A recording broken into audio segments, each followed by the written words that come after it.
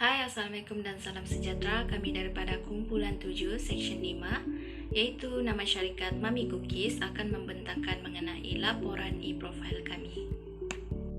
Seperti yang dapat dilihat dalam slide, laporan ini disediakan oleh 7 orang ahli, yaitu saya sendiri, Syahira. Yang kedua adalah Azizan, Azura, Izatur, Nesasha, Nur Afika, dan juga Nur Fazlina. Jadi dapat dilihat terdapat 7 perkara yang bakal kami laporkan dalam pembentangan ini. Yang pertama adalah jenis praktikum dan siapa yang terlibat dalam perniagaan syarikat. Yang kedua adalah bagaimana cara kami mempromosikan perniagaan kami. Yang ketiga adalah pencapaian syarikat seperti jumlah jualan, jumlah pengikut dan sebagainya. Yang keempat adalah jualan dan juga keuntungan. Seterusnya adalah masalah yang dihadapi dan penyelesaian masalah, dan terakhir adalah penambahbaikan dalam syarikat kami. Saya, Siti Nur Syahira binti Muslimin, akan membentangkan mengenai jenis praktikum perniagaan kami. Jadi, nama syarikat kami adalah Mami Cookies, dan slogan dan logo syarikat kami adalah For a good life, have a good bite. Kami punya logo adalah satu bentuk seperti topi chef, dan di dalamnya tertulis nama syarikat kami, yaitu Mami Cookies, dan di bawah logo tersebut tertulis kami punya slogan syarikat, yaitu For a good life, have a good bite. Tarikh penubuhan syarikat kami adalah pada 2 April 2022. Penerangan syarikat kami adalah Mami Cookies ini ditubuhkan oleh 7 orang pelajar Universiti Malaysia Sabah, di mana kami ilhamkan menerusi kursus asas pembudayaan keusahawanan.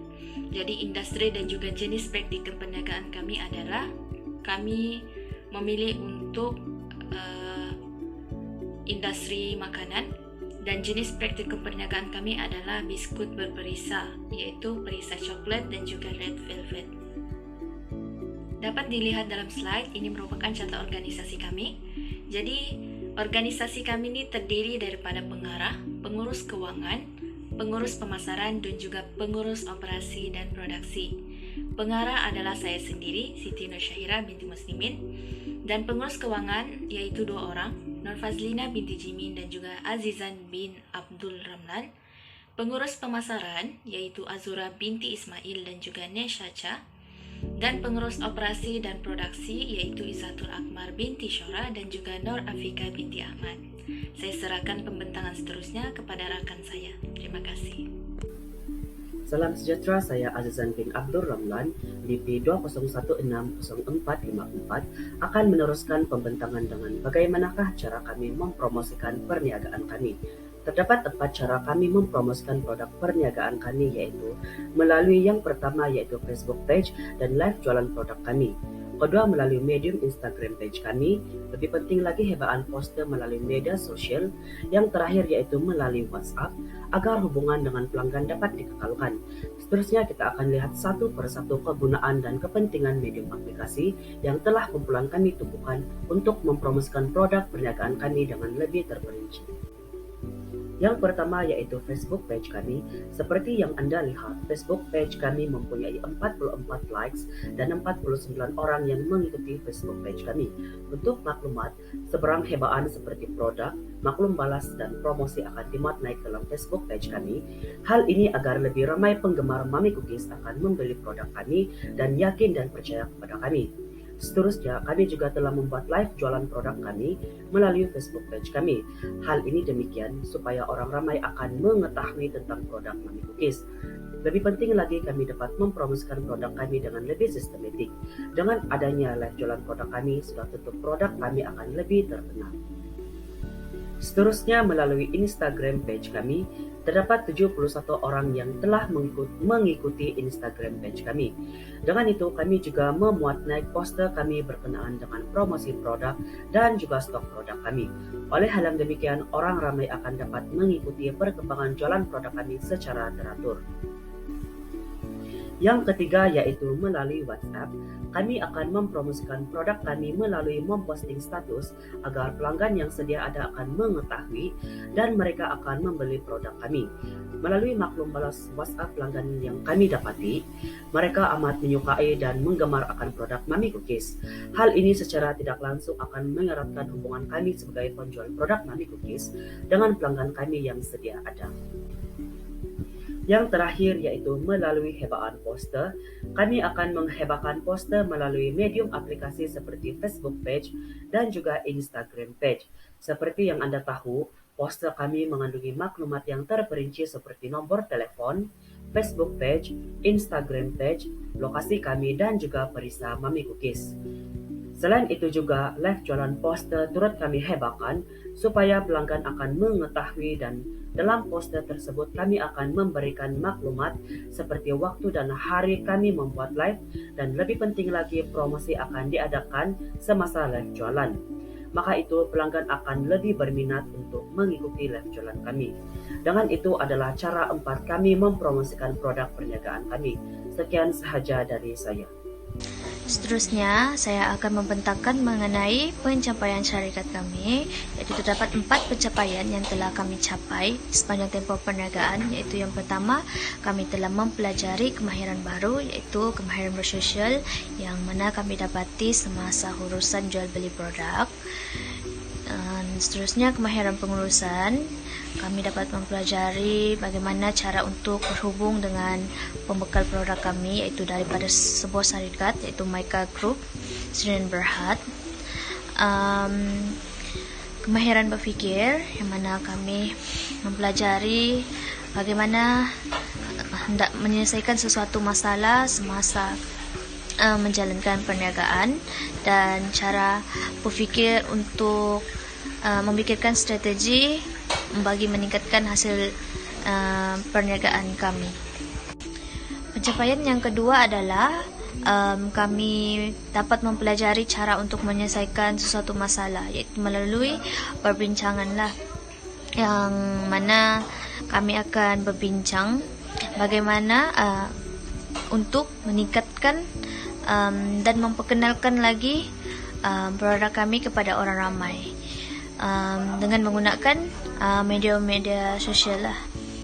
Pencapaian yang ketiga adalah memberi pendadahan kepada perniagaan kami, yang mana syarikat kami mencapai pertambahan like dan followers yang jelas selepas kami menjalankan perniagaan ini. Lebih-lebih lagi selepas kami membuat live streaming bagi mempromosi produk kami di Facebook dan Instagram.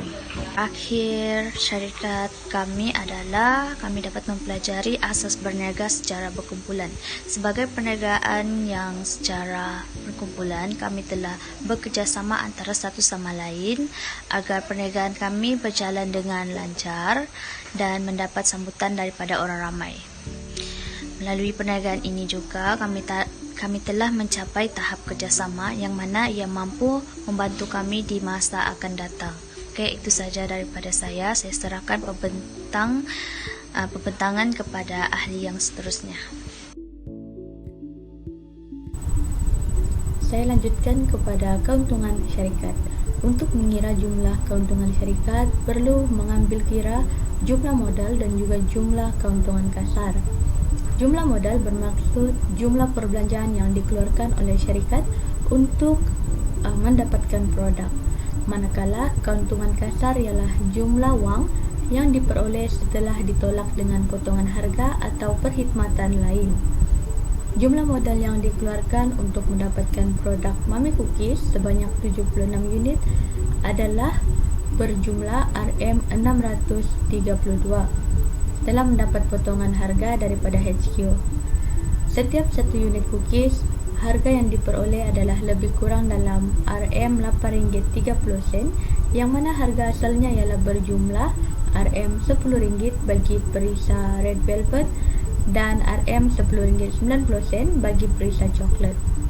Kami juga mengeluarkan perbelanjaan untuk membayar perkhidmatan penghantaran sebanyak Rm34.60, menjadikan jumlah keseluruhan modal adalah sebanyak Rm679.20. Seterusnya beralih kepada keuntungan kasar. Setiap satu unit cookies kami jual dengan harga Rm12 yang mana kami telah berjaya menjual sebanyak 70 unit cookies.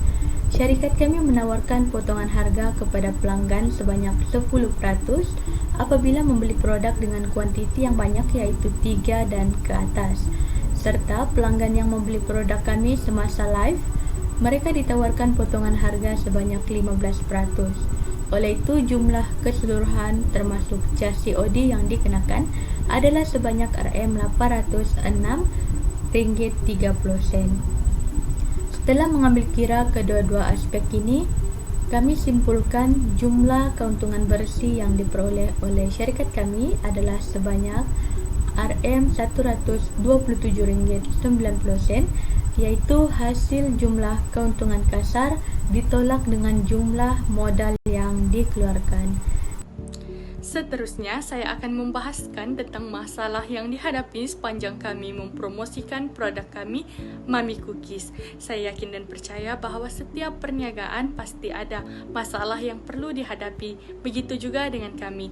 Jadi, pertama sekali masalah yang dihadapi ialah tempoh waktu yang agak lama untuk mendapatkan stok. Ini kerana pihak stokis menghantar produk tersebut ke satu tempat sahaja, iaitu di Tawau, dan orang yang berada di Tawau perlu mengirim produk tersebut dengan menggunakan GNT kepada rakan niaga yang jauh seperti di Keningau, Sandakan, Papar dan Beaufort. Tempoh penghantaran yang agak lama ini menyebabkan rakan niaga terpaksa menunggu stok mereka sampai ke tangan mereka dan secara tidak langsung melambatkan waktu mereka untuk mempromosikan jualan ini. Seterusnya, masalah yang kedua ialah wujud banyak persaingan produk. Produk yang kami pasarkan, yaitu cookies, banyak dijual di pasaran. Jadi adalah sukar untuk kami untuk meyakinkan pelanggan kami tentang kelainan cookies kami berbanding dengan cookies-cookies yang ada di pasaran. Akhir sekali, masalah yang kami hadapi ialah kos penghantaran yang mahal ke Semenanjung. Hal ini sebenarnya telah menyebabkan kami kehilangan pelanggan kami. Harga kos pos yang mahal telah menyebabkan minat pelanggan kami yang berada di Semenanjung menurun. Itu saja daripada saya. Sekian dan terima kasih. Seterusnya, saya Azura binti Ismail akan membentangkan bahagian penyelesaian masalah. Untuk masalah yang pertama, yaitu tempoh waktu yang agak lama untuk mendapatkan stok, kami membentuk komunikasi yang baik dengan pelanggan. Kami akan berhubung dengan pelanggan dan memberitahu mereka bahawa tempoh waktu untuk mereka mendapatkan cookies mereka berkemungkinan agak lambat. Dengan itu, mereka telah mendapat pemberitahuan awal berkenaan hal tersebut dan tidak tertanya-tanya bilakah mereka akan mendapat cookies yang dibeli daripada kami. Untuk masalah yang kedua, yaitu wujud persaingan produk, kami mewujudkan tagline yang menarik agar produk kami kelihatan berbeza daripada kebanyakan produk makanan di pasaran. Tagline yang kami wujudkan ialah For a good life, have a good bite. Dan untuk masalah yang ketiga, yaitu kos penghantaran yang mahal, disebabkan kos penghantaran yang mahal ke Semenanjung dan kami kehilangan pelanggan dari kawasan Semenanjung, maka kami memilih untuk memfokuskan kepada pelanggan terdekat, yaitu kenalan dan saudara mara kami. Kepercayaan yang diterima oleh pelanggan terdekat kami melalui pembelian cookies daripada kami secara tidak langsung membolehkan mereka seterusnya mengesyorkan produk jualan kami kepada rakan-rakan mereka dan sekaligus menambahkan lagi jualan kami. Assalamualaikum dan salam sejahtera. Seterusnya saya membentangkan berkenaan dengan penambahbaikan. Yang pertama iaitu saya ulas berkenaan dengan dari sudut keselamatan. Misalnya dari pengantaran produk hendaklah dibungkus dengan selamat agar biskut lebih agar biskut tidak hancur begitu. Yang kedua yaitu memperluaskan pemasaran, misalnya membuat iklan produk kenalah lebih menarik agar pelanggan dapat membelilah. Yang ketiga yaitu memperluaskan pasaran di luar negara, misalnya di negara jiran seperti Brunei, Indonesia dan sebagainya. Ianya juga berkesan sekaligus dalam meningkatkan jualan.